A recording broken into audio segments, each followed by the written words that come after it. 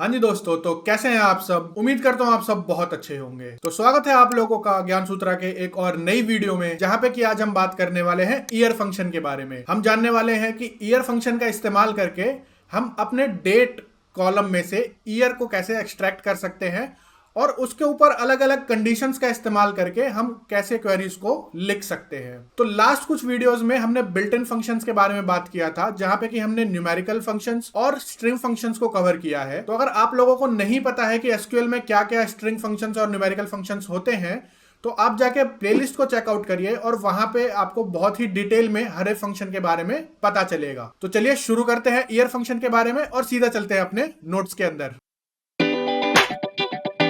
तो जैसा कि हमने बिल्ट इन फंक्शंस वाली वीडियो में देखा था कि अलग अलग टाइप के बिल्ट इन फंक्शंस हमारे MySQL डेटाबेस में एग्जिस्ट करते हैं, जैसे कि स्ट्रिंग फंक्शंस हो गया, न्यूमेरिकल फंक्शन हो गया, डेट टाइम फंक्शंस हो गया या फिर एग्रीगेट फंक्शंस हो गए। और इन पर्टिकुलर फंक्शंस में भी बहुत अलग अलग फंक्शंस हैं जो कि एग्जिस्ट करते हैं, जैसे कि स्ट्रिंग में अपर फंक्शन, लोअर फंक्शन और बहुत सारे फंक्शंस हैं। न्यूमेरिकल में हमारा absolute value, square root, modulus functions और बहुत सारे फंक्शंस हैं जो कि एग्जिस्ट करते हैं। तो अगर आप लोगों को इन फंक्शंस के बारे में नहीं पता है तो ये चीजें हम ऑलरेडी डिस्कस कर चुके हैं, जो कि आपको प्लेलिस्ट में मिल जाएगा।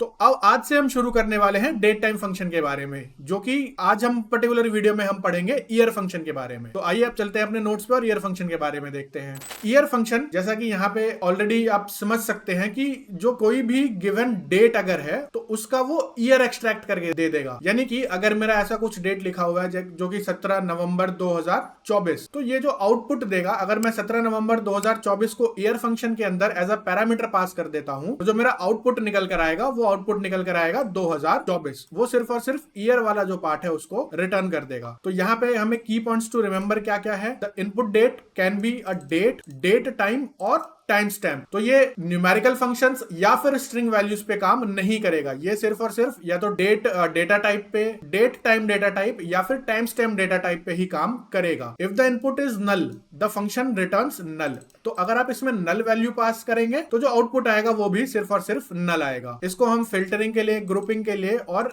Extracting data, extracting year information यानी कि ईयर का इंफॉर्मेशन एक्सट्रैक्ट करने के लिए हमारे कॉलम्स में से इसका हम इस्तेमाल कर सकते हैं। तो ये तो थी कुछ थ्योरेटिकल चीजें। अब सीधा चलते हैं प्रैक्टिकल चीजों की तरफ। अब हम आ चुके हैं अपने MySQL वर्कबेंच पे और चलिए प्रैक्टिकली इसको समझते हैं। तो जैसा कि पिछली वीडियो में हमने एक नया कॉलम ऐड किया था हमारे टेबल के अंदर, जो कि था डेट ऑफ बर्थ कॉलम, और उसका जो डेटा टाइप था वो था डेट डेटा टाइप। तो अब क्या हो, अगर इस पर्टिकुलर केस में हमें यह फाइंड आउट करना है कि हर एक एम्प्लॉय का जो ईयर ऑफ बर्थ है वो क्या है, तो उसको हम कैसे फाइंड आउट करेंगे। उसको हम कुछ स्टेप से फाइंड आउट कर सकते हैं। Select first name comma date of birth comma, अब मैं डेट ऑफ बर्थ में से ईयर ऑफ बर्थ को एक्सट्रैक्ट करना चाहता हूं, तो वो मैं एक्सट्रैक्ट कर सकता हूं ईयर फंक्शन के थ्रू।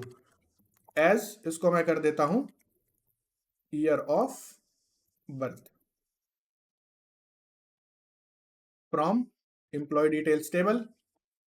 और अब अगर मैं इसको रन करूंगा तो यहां पे आप देखेंगे कि जो ईयर ऑफ बर्थ है डेट ऑफ बर्थ कॉलम में से वो एक्सट्रैक्ट होकर यहां पर आ गया है। अब अगर मुझे स्पेसिफिकली कुछ चेक करना है कि वो सारे एम्प्लॉयज जिनका ईयर ऑफ बर्थ लेट से 1990 है, तो उसको भी हम बहुत इजीली कर सकते हैं। मैं इसको कॉपी करके यहां पे पेस्ट कर दूंगा। From employee details table where year of date of birth is equals to 1990। और अब अगर मैं इसको रन करूंगा तो मेरे वो सारे इंप्लॉइज जिनका ईयर ऑफ बर्थ 1990 है वो यहां पर आ चुके हैं। अब यहां पे मैं इसको ग्रेटर देन या फिर लेस देन फंक्शन के साथ भी इस्तेमाल कर सकता हूं बहुत इजीली। मैं इसको कॉपी करके एक कंडीशन डाल देता हूं, वेयर